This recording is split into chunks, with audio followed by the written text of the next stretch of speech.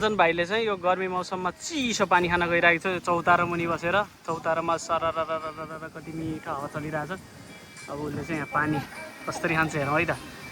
यसरी चौतारो मुनि बसेर पानी खानुको मजा नै अर्कै छ। कति स्वर्गीय आनन्द छ। हेलो साथीहरू, हामी चाहिँ हागु तातेको चौतारोमा आएर बसेको छौँ गर्मीमा। साथी देखाइदियो चौतारो होइन। अनि हैन देखाएको छैन त्यस्तो ठुलो। आइसक्रिम खानु मन लाग्यो, भित्र आइसक्रिम छ होइन। चौतारोमा तल चौतारोमा आएर बसेको छु। उता हेऱ्यो भने डाँडाहरू कति हरियाली छ उता देखाइदियो। उता जुम गरेर डाँडाहरू देखाइदियो। उता डाँडाहरू छ, यता गाई फार्म छ। हामी टक्क यो पिपलको फेद हो के हो यो के कुरो समी समी स्वामी अब होइन। तर यस्तो मजाको छ, हावा चलाइछ, आनन्द छ। अब यहाँ बस्ने मलाई धेरै सुतो जस्तो भइसकेको, सुत्छु पनि। जन भाइले चाहिँ यो गर्मी मौसममा चिसो पानी खान गइरहेको छ चौतारो मुनि बसेर। चौतारोमा सरर कति मिठो हावा चलिरहेछ। अब उसले चाहिँ यहाँ पानी कसरी खान्छ हेरौँ है त। यसरी चौतारो मुनि बसेर पानी खानुको मजा नै अर्कै छ। कति स्वर्गीय आनन्द छ। ल मेरो पालो अनि गाइसिमास चिसो पानी चौतारीको भुइँमा बसेर तपाईँ फिल गर्नुभयो जापान आएछ टोकियो भन्छ भने थाहा छ। ट्रेनमा कुदेको निराको छ हैन। प्रकृतिमा बसेछौँ। माथि यो पातहरू जुम गरेर देखाइदियो। पात माथिको पात देखाइदियो त हल्लिएको। अनि माथि चरा खेल्न आउँछ, चरा चुरुङ्गीहरू। र म यहाँ बसेर चिसो पानी चाहिँ अलिकति यो खोलाको परेन, खोलाको त खोलाको नै हो, तर कुवाको परेन, धाराको परेन, के भन्छ घैँटोको परेन। तर एकदम मिठो छ यो पानी पनि, हातो तातेको होक्काइदोको पानी।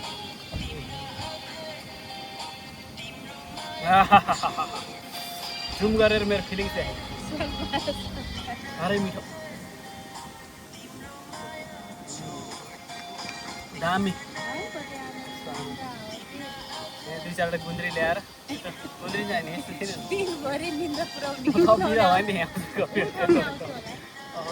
अन्त जाने होइन छैन। मोनिटाइज गर्न छ क्या, मोनिटाइज हुँदा अब ल्यान्ड हुन्छ यहाँ ठक्क लाएर ल्यान्ड हुन्छ। अब ल्यान्ड गर भयो। ल ल्यान्ड भयो ठक्क ल्यान्ड भयो। पानीहरू पनि सानो हुन्छ नि खोलामा।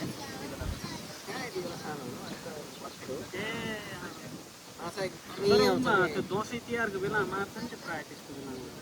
त्यति बेला पानी कम हुन्छ नि त खोलाहरूमा। हो रे त्यो मान्छेको हो कि टाउकोमा टाटो हेर न। माछाहरू एकदम धेरै आउँछ अहिले। अनि घर लगाएपछि माथिबाट माछाहरू फर्किन्छ तलतिर। त्यतिखेर चाहिँ खुङ्गा थाप्नु, बाँसको ठुलो हुन्छ नि, बाँसको बनाएर घडिया हुन्छ। घरे भने सानो हुन्छ, खुङ्गा भने ठुल्ठुलो मान्छे नै अट्ने हुन्छ नि। ठुल्ठुलो खत्रै माछा आउँछ होला है। ठुल्ठुलो एकचोटि त हाम्रो मामलो गाउँको एकजना मामा पर्नेको बाउ छोरा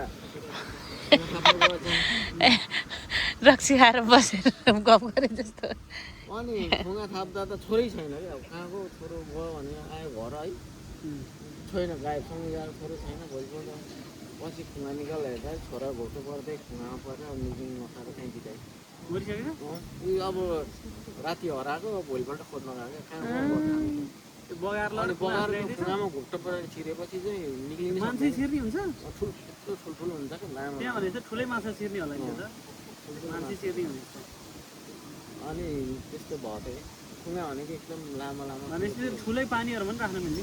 अझै भङ्गालोमा राख्ने क्या एकदम माछा 100 किलो 50 किलो पार्छ नपार्ने नै हुन्न होला नि त्यस्तोमा राखेपछि त। सर्प कहिले सर्पको गुन्जुल्टा नि हुन्छ त्यो पानी सर्प त त्यो सर्प त विशाली हुन्न। मामाहरूसँग जान्थ्यो राति हामी 12 बजे 1 बजे राति। मामाहरू यति टाउको मात्रै देख्थ्यो खोलामा, हामी बगरमा बसेर हेर्ने। त्यस्तो डुबडुबी खेल्ने टाउको मात्रै देख्ने। बगाउँथेन नि।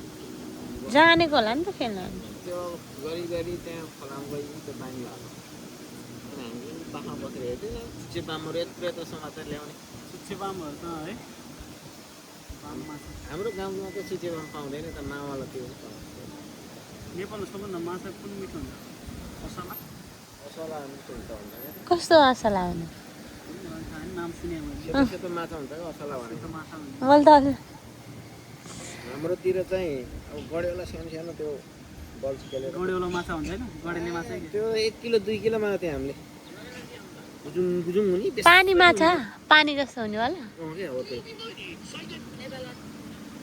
यो के हो असला माछा